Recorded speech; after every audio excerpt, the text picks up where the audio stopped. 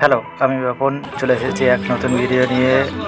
Video title দেখেই বুঝতে পারছো, প্রত্যেক বছরেই এই শ্রাবণ মাসে শেষ সোমবার করে জল ঢালা হয়। আজকে রবিবার, সবাই যাবে এখন কাটোয়া গঙ্গা নদীর দিকে জল আনতে।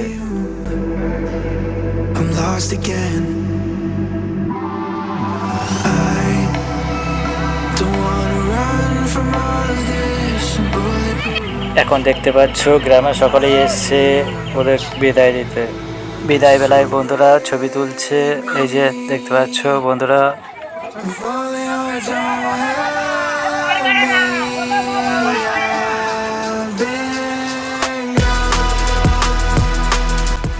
সোমবার সকালে সবাই যাচ্ছে শিবের মাথায় জল ঢালতে। গোবিন্দপুর 45 থেকে 50 কিলোমিটার হেঁটে যাচ্ছে সব জল ঢালতে। আমার চ্যানেলে নতুন হয়ে থাকলে চ্যানেলটা অবশ্যই সাবস্ক্রাইব করে লাইক কমেন্ট করে যাও।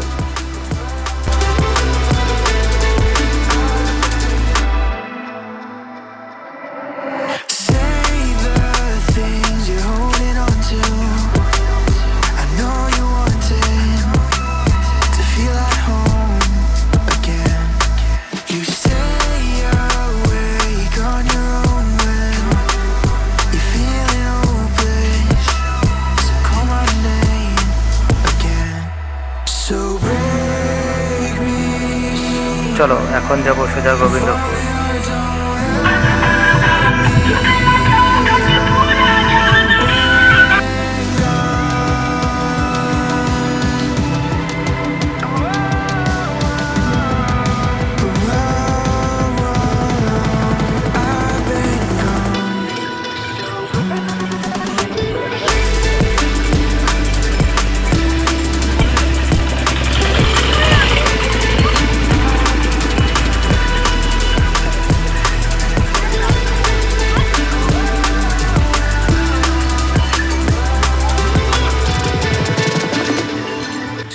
এখন পৌঁছে গেছি গোবিন্দপুর বাস স্ট্যান্ডের কাছে। মন্দির থেকে বাস স্ট্যান্ড পর্যন্ত জল ঢালার জন্য লাইন, এই যে দেখতে পাচ্ছ।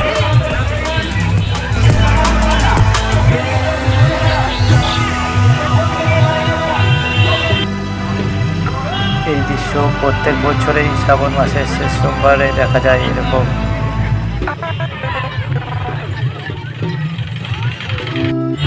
আপনারা আপনাদের জল ঢালুন। কারণ হচ্ছে কাউকে আগে বা কাউকে পরে দেওয়া যাবে না। সবাই কষ্ট করে জল নিয়ে এসছে, সবাই ঢালবে।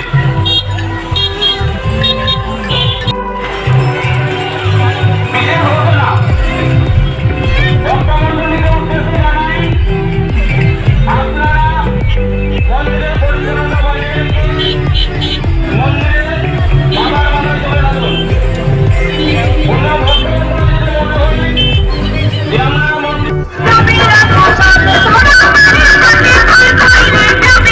কিছু কিছু জায়গা থেকে বক্সের সেট এনেছে এরকম।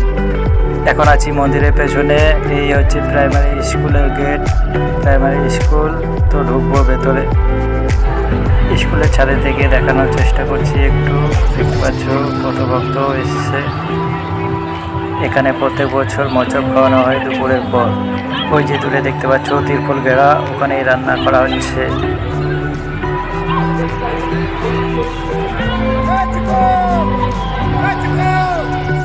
মন্দিরের সামনে ভিড় দেখতে পাচ্ছ। মন্দির এখনো পুরো কমপ্লিট করা হয়নি, তো কাজ চলছে।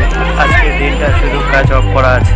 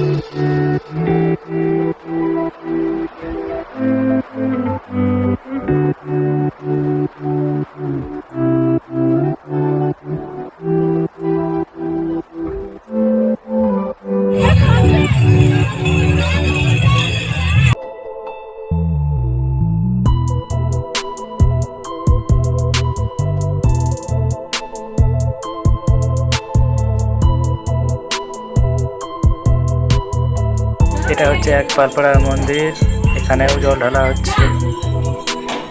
এরকম আরও ভিডিও পেতে চ্যানেলটা সাবস্ক্রাইব করো, একটা লাইক করো আর একটা সুন্দর কমেন্ট করো কেমন হয়েছে।